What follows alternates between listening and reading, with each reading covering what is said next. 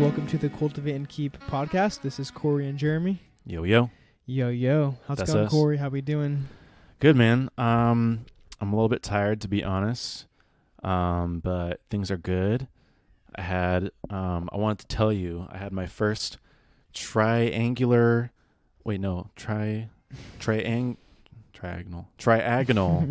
sandwich today. Really? Yeah. Wow. Thanks for sharing, man. Yeah, you're welcome. Where at? At my house, my own house.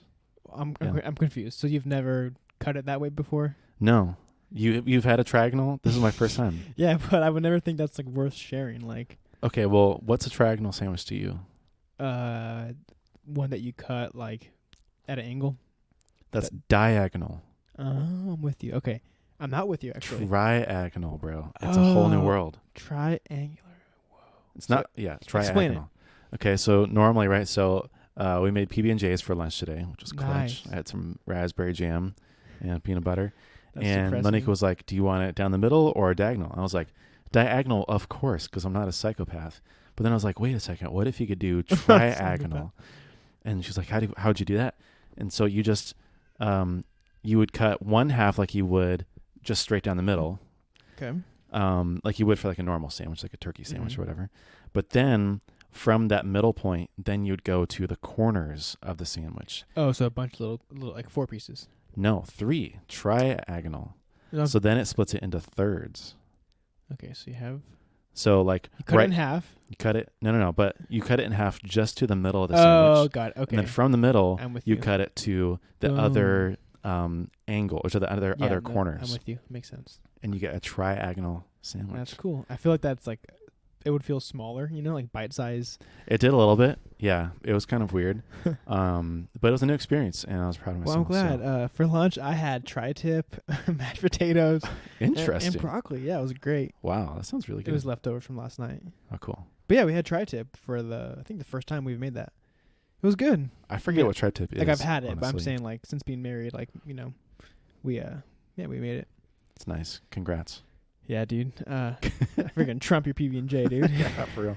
Now I feel down with my triagonal sandwich. Okay, you'll get there. Things are good. Monique and I are leaving to New York and Boston tomorrow. So gonna take a week. Gonna work a little bit, and I'm going to a marketing conference too. But I'm super stoked because it'll be our first time in the Big Apple.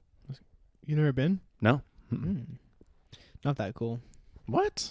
I feel like when you went with John, I had a good time. Like, obsessed with it. What? Boston, I was obsessed. I love Boston. New York, I'm not great. I've been there, I think, 3 times now. It's fun. Don't get me wrong, but it's not my vibe. It's like super, super, super like crazy busy. A lot of people, right. Really dirty and just big. And I don't know. It's not bad. I don't love it.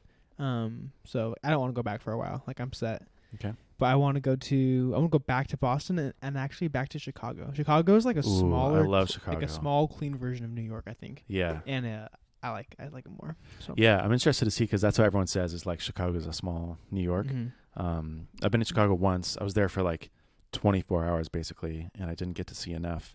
But I know Monique's really excited to see New York, and it's been on our bucket list for a while. So now we finally get to do it. That's cool. Yeah. Well, I'll be here working, so have fun, man. You have fun too, dude. I'll send you a report on how it goes. Yeah, dude. It'll be really cool. Awesome. Well, today we're talking about a subject that, to be honest, I'm a little bit nervous about. I felt like it would be good to talk about just because it's a little bit outside of the sphere of kind of what we normally talk about a little bit. But also it's just really relevant to today and what's going on.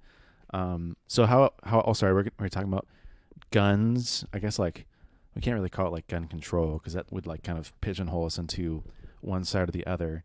But basically the role of gun ownership, gun ownership, I guess would be a good kind of categorization. I follow Lecrae on Facebook of all places.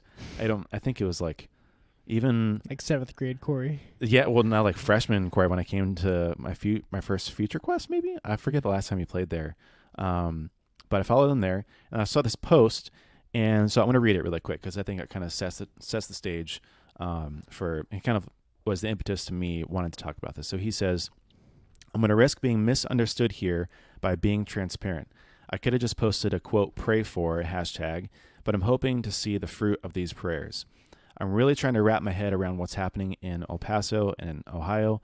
One day apart in the same country, we have 2 mass shootings with over 30 lives lost. I don't claim to have a wide view on the policies around gun control, but I'm a Texas-born kid. I've used guns, bought guns, and owned guns, but if I had to give up that right to keep kids from mourning their parents, I would. Keep kids from mourning okay. Maybe that has legal implications I'm not aware of or have thought through. I can grasp that evil exists in this world, but I struggle knowing that this type of thing keeps happening. What's the solution? ? So first, I thought it was just like a really good, like unbiased kind of like thought to share, especially given like his platform. And we're going to be talking a little bit later, probably on our next episode, about Christian public figures a little bit. But I feel like he's always done a good job of being very like, non-polarizing, having a good discussion, like facilitating, basically topics and things that actually are worthwhile and not just kind of like blasting his opinion out there. But I don't know. It really got me thinking, like, especially when he talked about, I've used guns, bought guns, owned guns, but I've had to give up that right to keep kids from mourning their parents. I think he meant to keep parents from mourning their kids. Maybe it was a typo on his end. I was like, oh, that's interesting. Like, I don't know if I've really thought about it that way, and he framed it in a curious way. So I just wanted to talk about gun ownership, which is a little bit scary because it's a very polarizing topic. Yeah. Well, surprisingly, I honestly don't have like a super, super strong opinion either way. I feel like most topics we talk about, like I'll glance at it and say, yeah, here's how I feel. But this one, I'm kind of like a bit more like neutral. Like, I don't know. I just don't, like what's that one saying? Like, I don't have a chicken in this fight or a dog in this fight, whatever. Right, yeah. Like, I don't own a gun, never had a gun. Yeah. I've shot guns like once in my life. Like, I haven't had a lot of experience with them. And so that's like my initial thoughts. But like, I know like it's obviously an issue. I think like in a nutshell, I feel like overall, like in life, like less government control, like less government like say in my life, the better. And so that being said, like my first thought is like, I don't want to be told like that I cannot own a gun if I want to, Yeah. That's honestly like my only like initial thought that I have. That's really it. Yeah. And as we talk about it, obviously more will come out, but yeah. So, I mean, I think we both tend to lean a little bit more conservatively. And like you said, those are kind of like the worldview that we come at with most things is like less government, kind of the better. And so with this, it's especially with a lot of other people's opinions and things that we've heard and kind of digested over time, I think it'd be pretty easy to have like a default stance. I think, so to be honest, kind of where I'm at a little bit, I feel like I've historically been a little bit more extremely opinionated about it, of like, absolutely no one should, take away civilians' right to own or use a gun. And I feel like I've veered a little bit more towards the middle, especially as kind of all this has happened.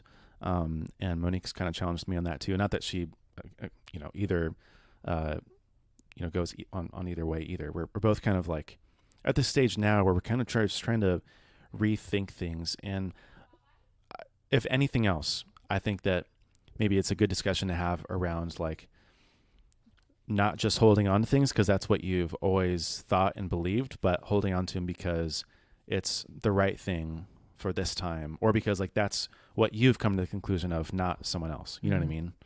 I think it's pretty easy to just like latch on to what someone else has said before and be like, oh, well, I trust them, or like that makes sense, and then like kind of moved on. But now you hold that opinion really strongly. You know what I mean? Yeah, it makes sense. Do you like what has caused you to kind of change like your mindset besides her challenging you, or like recent events? Yeah, I will admit also that so Twitter is like the place where I'm most active, and 99% of the people that I follow on Twitter are from more of like a tech kind of background, which is usually a little bit more like liberal leaning, maybe a little bit more like democratic. And so I see like a lot of those views too. And it's also just kind of dominated in the meeting. I mean, I think like, how could you ignore a lot of the mass shootings that have happened? You know what I mean? Like, it's just been a thing that's happened over and over again in the last 2 or 3 years, probably is when it's been more evident, and you just start to think about it after a while too, you know. So maybe where we can start the conversation is, I don't know, I think that's one of the hard things to talk about is like, usually we would start with something like, well, what does the Bible say? You know, like there's no thou shalt not operate or own a gun. You know what I mean? So like, where do you start with something like this from a biblical perspective? I have the answer for you. Really? No, of course I don't. It. No, I mean, as you were talking, this doesn't really relate or answer what you just asked me, but I was thinking about this, kind of like, I don't know, like you know, all the mass shootings, like what's going on, and I think that kind of where we start is, okay, like what is the solution? How do we fix this? And it seems like the two most popular like answers are like either for, you know, gun rights. People say, hey, if people have guns and right to own and, you know, the right to carry, then they could defend someone with, you know, who wanted to come and murder, you know, a bunch of people in like a public place. And then the other side of it is, if people could not own guns, then this wouldn't be a problem. You know, that's kind of like the two issues we see. And it kind of reminds you of like the analogy or thinking of like when you're feeling sick and you go to see like a doctor, like they don't necessarily like treat, like they recommend treatment based off of symptoms, right? They don't actually know for the most part what's happening, but they see symptoms, and from the symptoms they say, okay, here are possible things you might be experiencing. And I'm not sure why that kind of came to my head. I just feel like, I guess my overall thought is like, I don't think there is like a starting place. There isn't like here is the exact issue going on with, you know, here's how we solve it. But I think there's more of like, we can kind of see the symptoms and try to figure out how to solve it. Sorry for not answering your question, but that's kind of what came to my head. And yeah, maybe we can start with a couple disclaimers, because I don't think that our goal here is even like have an answer. Neither of us are going to have one. I think like most topics, that's kind of just like disclaimer from now on. We never have the answer.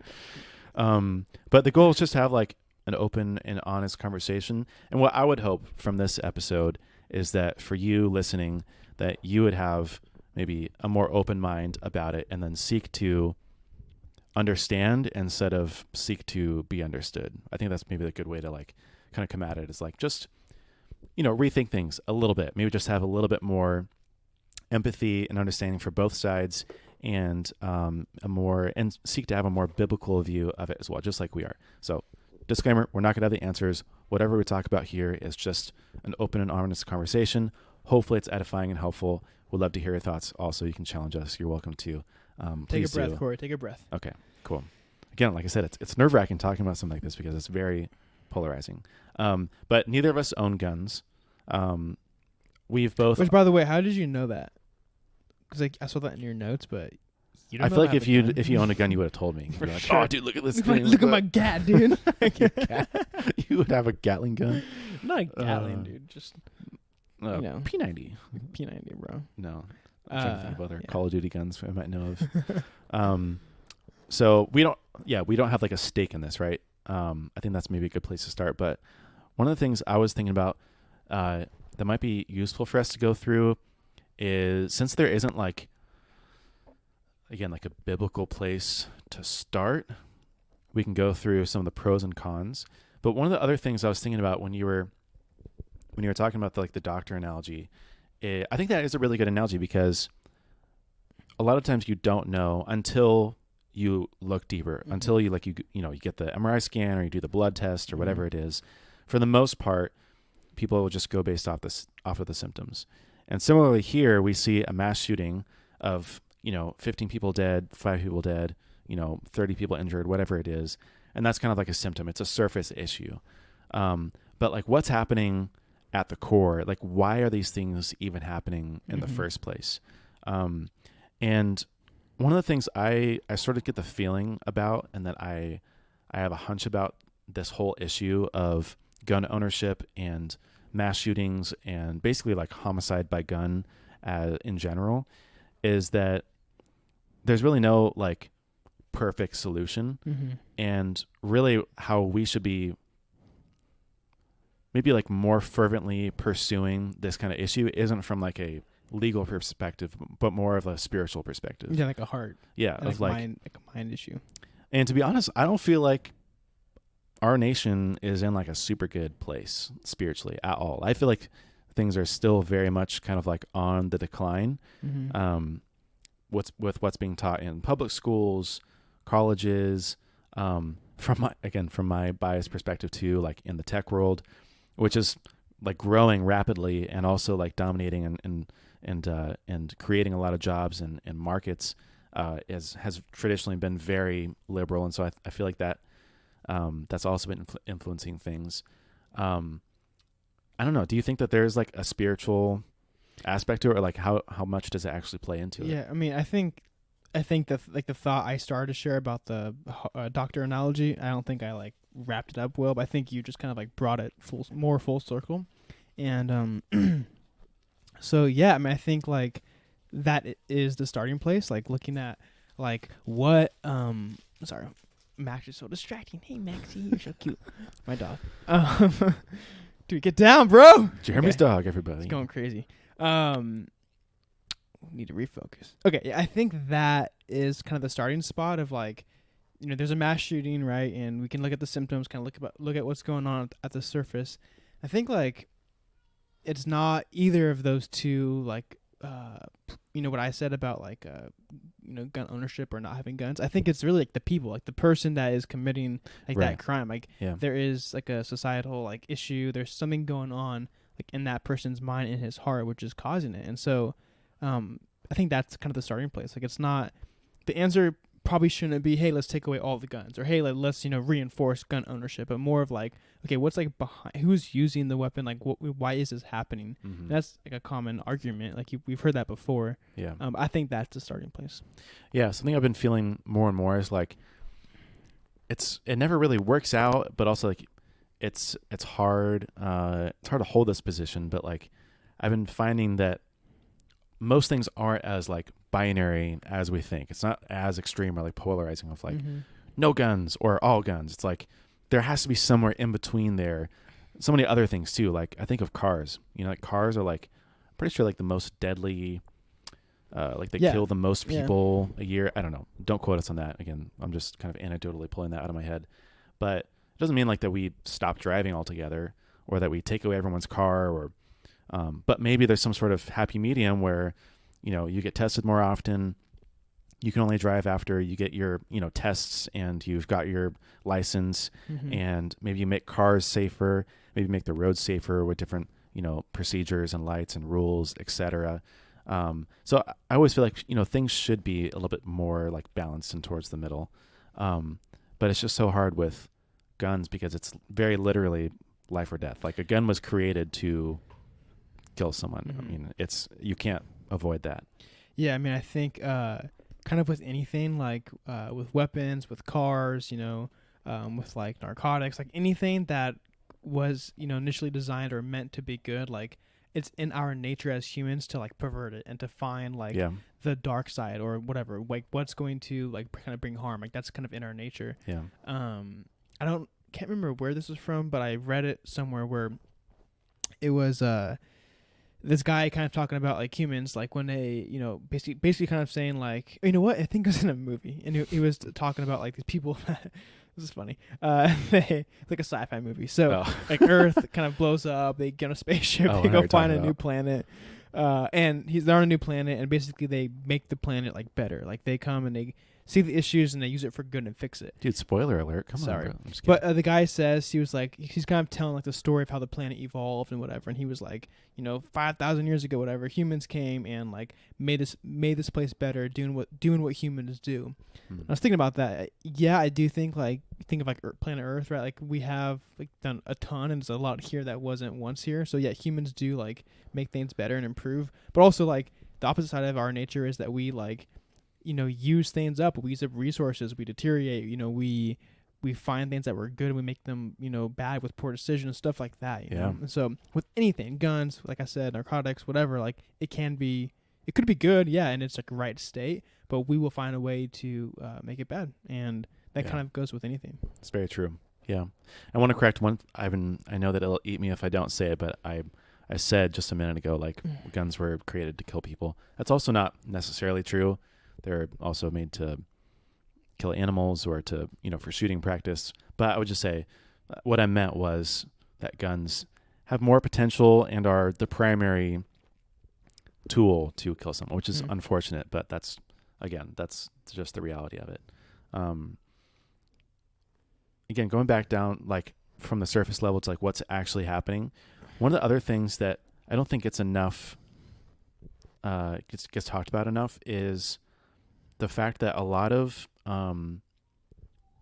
mass shootings, especially, get super highly publicized because why wouldn't they, right? Because it's breaking news and because these media organizations are going to get a ton of attention and because it's sort of business for them, which is a whole nother story. But then other people see this and they see those people getting attention. And there's been some studies. I might have some stats in here. I can't remember if there were specifically. I'm sure we'll run across them if we do. But it's I've heard before, like, for example, when suicides are published in the newspaper, for example, or when they were, 20, 30 years ago, that the likelihood of someone or like from that city, basically the suicide rate would always go up every time a suicide was publicized. And so when people see it, then they see the attention and then they're more likely to do it. Same way with mass shootings. I think I've heard that before too, where every time there's a mass shooting, then there's always like one that follows, a month or two after, or maybe like there's other attempts that follow. And there's always like kind of this spike or increase afterwards, which is super unfortunate. And so like, how do you stop people from publicizing it? Or like, how do you stop, there's a lot of like attention on like who was the shooter and like, how did it happen? And what weapon were they using? When it's like, dude, what about the people who like died? You know what I mean? What about the people? What about the families? What about the brothers, the sisters, the husbands, the kids? You know what I mean? Like no one ever talks about that. And that's super unfortunate. And I feel like that's another cause, that's like highly preventable, So I feel like I've kind of heard the opposite. I heard, really? or I think I read or heard recently about, like people kind of criticizing why shootings don't get more attention. But that's what I heard. I don't know why someone would argue that, but I think the person was kind of like writing about saying like this needs attention, it needs to be addressed and whatever. And I think there was like a response. I think it was probably some forum I was reading, but there was a response in there of someone saying like, the more we bring this to light, the more we shed attention on it, then the more likely that it's going to encourage someone else to do it too. Kind of like you were saying, like another shooter to follow. I had heard the opposite. So yeah, I don't know what the right answer is there. Again, like there's probably they're probably both right, to be honest. There's pros and cons to each. I think another thing to think about is like so the direct consequence of a shooting is obviously like lost lives and trauma and all that. But what about those that like were not involved but saw it on the news? Like how does it affect them like psychologically and kind of in their head? Like I know Connie is like now is pretty afraid to be in like big massive crowds. Yeah, Monique is too. She has like this irrational like just like fear that random times will kind of like take over her and hit her, and we have to like walk out of some place because she's overwhelmed by like just the massive crowds and the loud noises. And I'm sure that happens to like a lot of people, and I mean that's another like negative side effect. Yeah.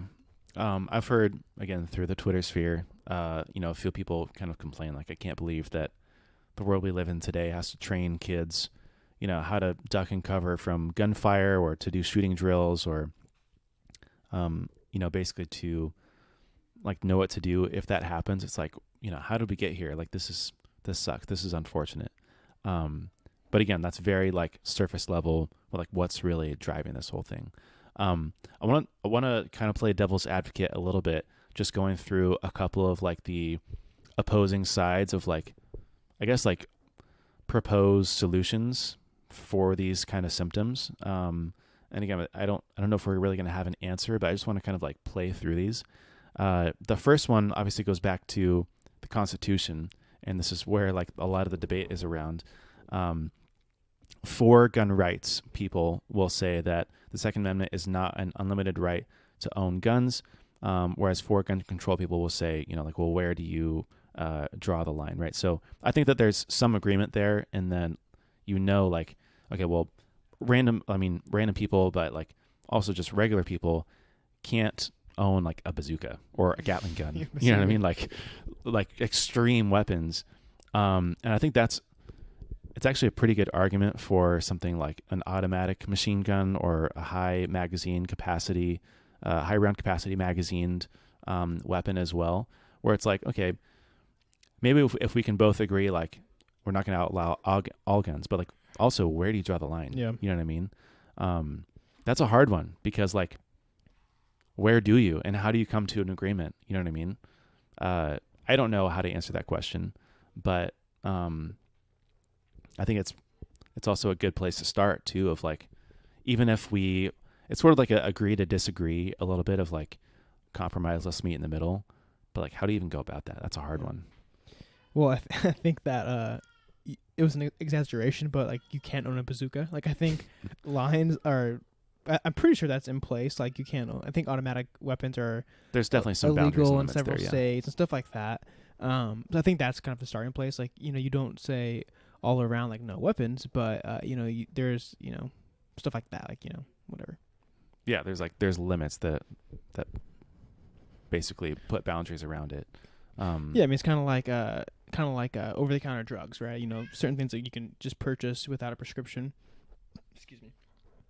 And other drugs that you cannot, right? It's kind of same. There's like a filter on it. You don't just ban all drugs, but some things are easy to access, some aren't. So same with weapons. Yeah, and I might be jumping ahead a little bit, but this goes back to what Lecrae said. He said, "I've used guns, bought guns, and owned guns, but if I had to give up that right to keep parents from warning their kids, I would." And part of the way that I've been thinking about it recently is like, let's say, for example, that everyone wanted to outlaw a certain type of gun. I'm not going to be too specific because I think it's pretty relevant right now. But let's just say it was a specific type of gun, but there were still guns out in the world. If that was like, that's not the hill that I'm going to die on. I mean, I would gladly give that up to come to a compromise, but also to appease some people, but also like just to see if it would work. You know what I mean? Like I'm down to friggin' try things at this point because it does suck that there's so much out there. Yeah. And yeah, again, part of that is like, I don't know if a lot of people are willing to give that up. Mm-hmm. And let's say that the boundary is drawn, the line is drawn somewhere, and that forces a lot of people to turn in their guns or makes their guns, some guns that they own, illegal. Like, are they going to be okay with that? Are they not? And why wouldn't they be okay with that? Yeah, as you were talking, I never really thought about it, but I'm thinking now, like, I mean, if you own a gun, like, how often do you actually like need that weapon? I think it's like the thought of like I want to be able to protect my family, and I want to kind of feel secure. But like the reality is, how often are you actually like pulling that weapon out to use it to defend your family? Mm-hmm. Probably not. You're probably not doing that. So I think to answer your question, or to go back to like why wouldn't someone be willing to try that? I mean, it has to just be like the idea of like less government, the least amount of government control as possible is kind of, right. I think is the answer. People don't. I agree with that. Like that's kind of my stance. Yeah, I don't want to be told what I can and can't own. Mm-hmm. But at the same time, it's kind of like, well, why not try something new? I kind of get what you're saying. So. Yeah. Well, it's a good segue into the next kind of opposing arguments here around like what would it do, or what would be some of the results that we might be able to see. The for gun rights side would say that gun control laws do not deter crime. Gun ownership deters crime. A study in Applied Economics Letters found that assault weapons bans did not significantly affect murder rates at the state level, and states with restrictions on the carrying of concealed weapons had a higher gun-related murders. And so while gun ownership doubled in the 20th century, the murder rate decreased. And I think that, this is one side. I'll get to the other one in a second. But like you said, like how often do you really need it? The answer is not really that much. And I think both sides show this. But also, like, what are you willing to try, I think is another part of this too. So the opposing side would say more gun control laws would reduce gun deaths. There were, I think, 572,000 and some odd total gun deaths between 1999 and 2016. There were 336,000 of those were suicides, 213 were homicides, and 11,000 were unintentional or accidental deaths. 11,000? Yeah. Oh my gosh.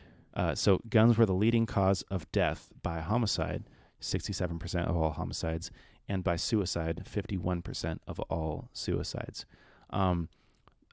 It's funny because even if you like were to look at these, you'd be like, they're not even talking about the same thing.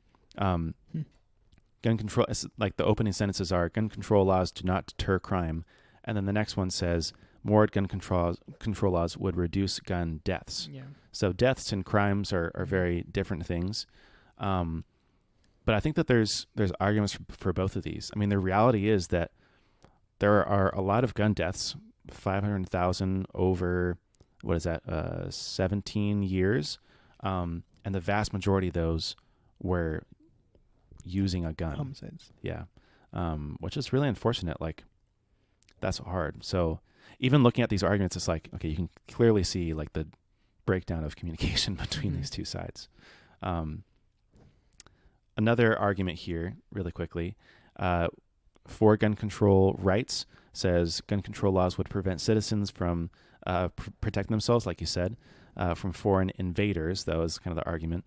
The Libertarian Party stated, a responsible, well-armed, and trained citizenry is the best protection against domestic crime and the threat of foreign invasion. Now, the other side says high-capacity magazines should be banned because they too often turn murder into mass murder. A Mother Jones investigation found that high-capacity magazines were used in at least 50% of the 62 mass shootings between 1982 and 2012, a 30-year span. When high-capacity magazines were used in mass shootings, the death rate rose 63% and the injury rate rose 156%. So again, we kind of have the same pattern here of like, we're not exactly talking about the same thing. But also, I think this is a good point to make, which is one side says that gun control laws would prevent citizens from protecting themselves, and then the other sides we're like, look, well, how are people supposed to protect themselves if they have high capacity gun being used against them? You know what I mean? Like, it really wouldn't even help even if someone had a gun on them, which is hard. You know, I don't know. Yeah, I mean, I don't know.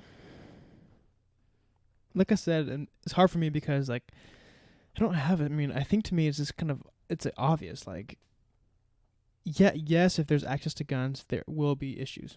But if you ban all the guns, like that's not going to fix it. You know, that's kind of like my with every argument. That's how I feel. And so I get what you're saying. Like I see the difference in each of these like arguments and kind of the sides, but I don't know. Kind of back to my original thought. That's how I feel. Yeah. Okay. Well, let's keep rolling a couple through. So for gun control rights. Change my mind, Corey. Let's do it. That's right. Change my mind. I'll talk to Monique after if that helps. Good. Yeah. Says gun control laws will not prevent criminals from obtaining guns or breaking laws. Of 62 mass shootings, so that same number, 49 of the shooters used legally obtained guns between 2005. I'm sorry, wait. Yeah, used legally. Okay. 1.4 million guns were stolen from U.S. homes during property crimes. And then the other side says guns are rarely used in self-defense. Of the 30 million violent crimes committed between 2007 and 2011, 0.79% of victims protected themselves with a threat or the use of a firearm. So basically, like, people aren't using guns to defend themselves. In 2010, there were 230 justifiable homicides in which a private citizen used a firearm to kill a felon, compared to 8,000 plus criminal gun homicides, or just about 36 criminal homicides for every justifiable homicide. So kind of the same thing. Like they're not really talking or touching on the same point. They're like, yeah, each side of the argument is different. A little bit different. But again, I think it's interesting. Like, the more I look at this, the more I think like there's just like one is not right. You know what I mean? Like they're both right and wrong in different ways. But I think it's really interesting. Like, gun control laws will not prevent criminals from obtaining guns or breaking the laws. I think that that's very true.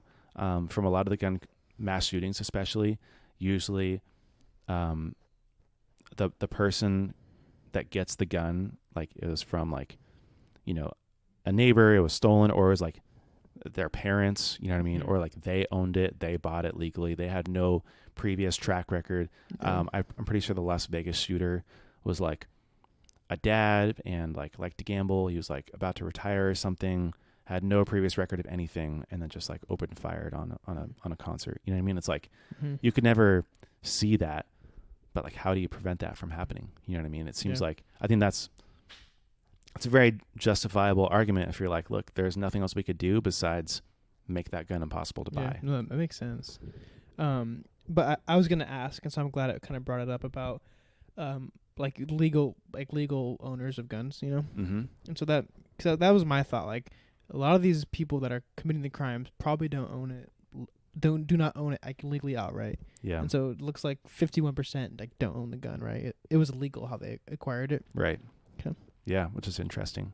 Let's go back to the like the government kind of side of things, because I think that's where you were like my stance is still not changed. Changed my mind. I think how I feel is like, to me, it's very clear and obvious. The answer is like, okay, I guess, yeah, you could. Okay, I understand both sides of the argument. Like you're saying, like they both make like a logical sense to me. What I'm saying is neither one will fix it. It's kind of what I think. Yeah. And so if you say like no guns, like people are still going to find ways to get their hands on guns and are still going to, you know, commit these crimes. It's going to happen. And then like vice versa. If you reinforce, you know, gun ownership, like this will probably continue to happen. So it's like either way, like I guess they both make sense, but I don't think either one's going to solve the issue. Yeah. That's my overall thought, which I think many would agree with, and I'm sure you do as well. Yeah. One of the things I struggle with is that exactly because one of the guys I follow, he said, most common questions I'm asked on gun control: why not ban the AR-15 and why not tougher laws? The hard truth, it is too late. Any laws made now are cosmetic. They only injure law-abiding citizens. Why? There are 393 million guns in the U.S., more than people. And then he says, of those 393 million, 15 million are AR-15s, which tells you some things. One, if gun owners were an issue, you would know it. So kind of going back to like the people side of things. Two, if AR-15 owners were an issue, you would know it. And three, you would only get back a fraction if you did buy back, and those people were never a danger. And then he says, That's four, a really good point. Guns would be stolen more frequently for sale on the black market. So I know you want some laws to make you feel safer, but that is all they will do. It's about emotion, right? None of us want to be shot. That's a super good point. So it's hard, right? And that's kind of where I am today is a little bit is like, no matter what, like you said, it's not going to really like fix anything right now, because sort of the hard reality is it is a little bit too late. I think there would have to be like a really drastic measure of like, we're going to confiscate every single gun and then we're going to outlaw them. Because I think that there's actually a really good argument to be made of, if you outlawed guns, people aren't just going to turn them in. And then they're either going to be stolen or sold, which is even worse, because then they're going into the wrong hands no matter what. So kind of like off a tangent, but I've been thinking about like, okay, because I've been reading a lot about like self-driving cars, you know, coming soon. Yeah. But how's that going to happen? Like, how are you going to transition or like confiscate or remove like all personal vehicles and then swap it with like a grid or a system of highways that are all self-driving cars that can communicate to one another? Like, how is that going to like happen? Like, what's that transition going to be like? Well, the answer is it has to make economic sense. Well, sure, let's say it makes sense, but I just make logistically, like, how are you going to convince people, or you know, or make laws to where you can't drive certain? Like, how's that going to happen? How's that going? Because what I've been reading about is basically they're saying like in 5 to 10 years, it's going to be more difficult to have and afford your own car than it will be to like basically have like a self-driving car. Is kind of what they're saying. And I'm just thinking like, how on earth is that going to like take place? My mind, I can't wrap around that. And I think like, kind of like a similar like comparison, like how would you go and like remove every single gun as people own? Like, how is that gonna like logistically make sense, you know? Yeah. Again, I think that's a little bit of like the harsh reality of like, I feel like that's almost an even scarier world to live in, where like you just know that there's millions of guns out there, but that none of them are like registered, and you don't know who owns them, you don't know where they are. I feel like I would almost rather, okay, jumping ahead a little bit, but like the way the self-driving cars is actually implemented in the world and it's actually happening, like let's take Tesla for example. They're making self-driving cars not a requirement, they're making it a luxury. They're making it an incentive, right? It's a bonus. If your car drives for you, you don't have to drive anymore. And so slowly it becomes cool, and then slowly also the government incentivizes it in some way. So like Tesla owners get a tax break and they get what's it called? It's not a refund, but it's I forget, like a reimbursement, basically. Yeah, rebate. That's what it is. And so basically, they're just enabling more Tesla owners, more automatic car owners. Self-driving cars will become economically, it'll make more sense to own a self-driving car than maybe your own car. But with guns, how do you do that?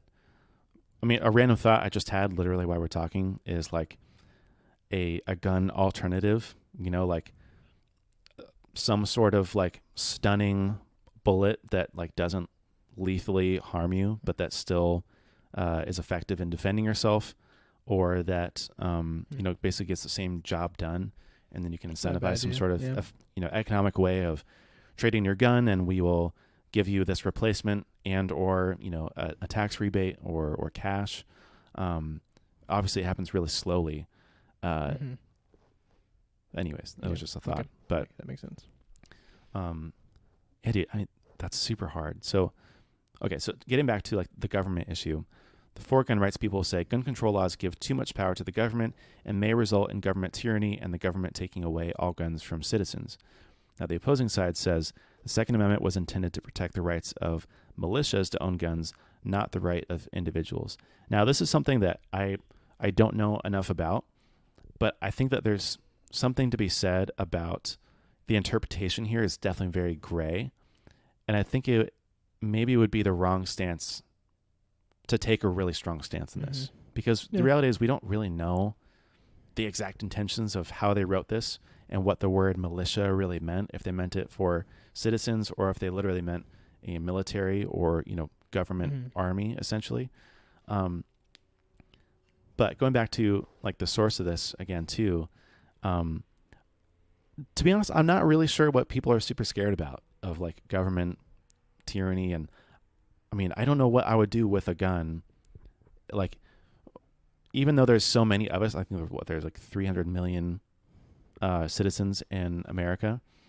The argument is that if we don't have a gun, then we couldn't find a tyrannical government who would use military force against citizens. To be honest, I don't think that we would be that effective. I think we would get freaking destroyed. Dude. I mean, I don't really. I mean, unless we're like going up into the hills and we have like experienced people, we don't even stand a chance. Yeah. And so it's a little bit. It just seems like a naive kind of stance. Well, it's to like take. A comfort thing, It's like. I could fight if I wanted to. Yeah, like if I had a gun, then I could fight. If I don't have a gun, then I can't fight if I wanted to, kind of, deal. Yeah. But yeah, I think the reality is if you fought, you'd probably get demolished, doesn't. But on the other side too, it doesn't mean that you just like turn your belly over and let the government walk all over you and let them do anything to you. Like you have to take a stand somewhere. But again, I don't think there's like a super strong argument to be made on either side. So like maybe that's not the hill that you die on that you want to fight for. But here's the last one. For gun rights will say that gun control efforts have proved ineffective. So this is kind of getting back to the thing we were just talking about. He says, according to a March 10th, 2016 Lancet study, most state-level gun control laws do not reduce firearm death rates, and of 25 state laws, 9 were associated with higher gun death rates. Essentially saying laws don't stop people from killing people. I think that's like very like surface level symptoms. On the other side, we have gun control people will say countries with restrictive gun control laws have lower gun homicide and suicide rates than the United States. Both Switzerland and Finland, which are the main anecdotal evidence here, require gun owners to acquire licenses and pass background checks that include mental and criminal records, among other restrictions and requirements. And I think like these two right here really kind of solidify kind of the it's too late argument a little bit, or at least that if something's to be done, like it has to start now, but that we're not going to see like the payoff for another, I don't know, 20 or 50 years. You know what I mean? Like it's not going to be an immediate effect. Yeah, I mean, I think with any like massive overhaul change, like that's how it's going to be, Yeah. But also, like, yeah, I mean, both sides. Like, A is, it feels too late. Like, it feels like you can't kind of turn the tide, and then B, like, if you can turn the tide, it's going to take a long time. That's how it feels. Yeah. So, anyways,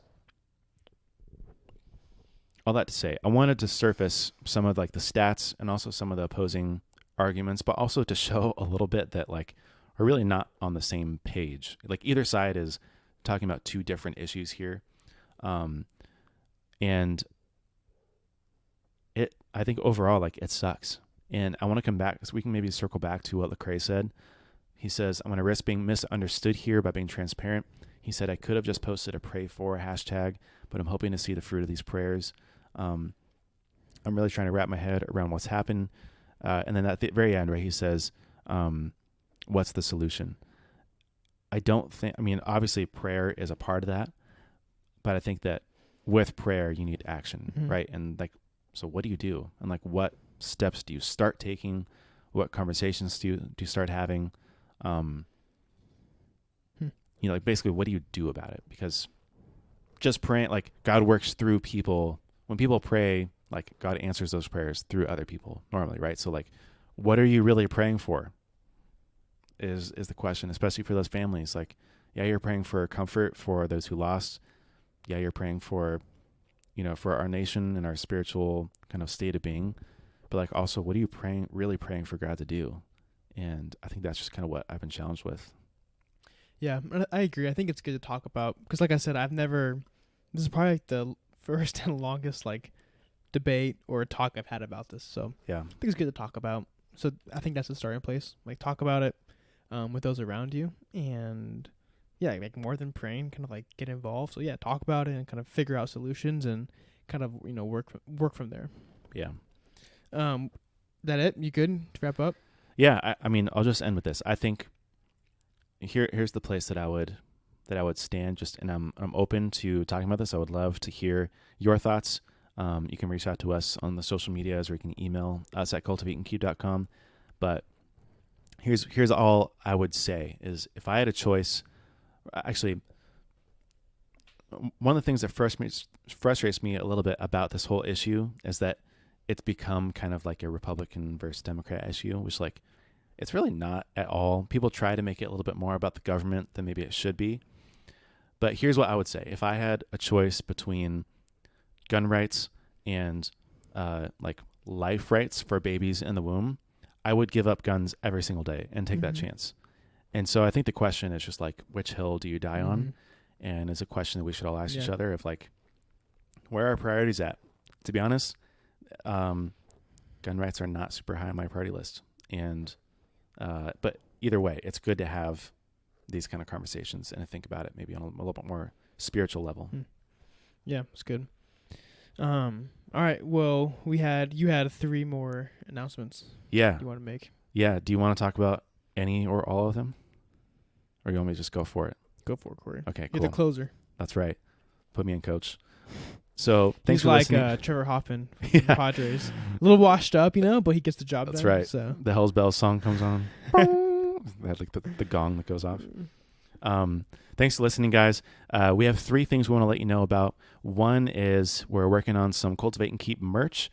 So we'd love to know if you're interested, also what you would want. We're going to work with someone on getting some stuff out there in the next couple months or so. So if you're interested, please follow the link in the show notes. It's cultivateandkeep.com/merch. Put your email address in there and we'll notify you when we have something in the works. Secondly is a 52-week-long journal and devotional that we're going to be putting together. We're thinking about putting together. And so if this interests you, or if you want to help us in making this, go to cultivateandkeep.com/journal. That'll also be in the show notes. And third and finally, before we wrap up today, we're also working on some sort of community, some way to get accountability, to get to know other people, to find community someplace online where you can be where you can be transparent, where you can be open, where you can discuss things like this, for example, with other people, other like-minded people, and also get some really practical videos and tutorials about life stuff. Go to cultivateandkeep.com/community, put your email address in there, and we'll see you in the next one. Peace.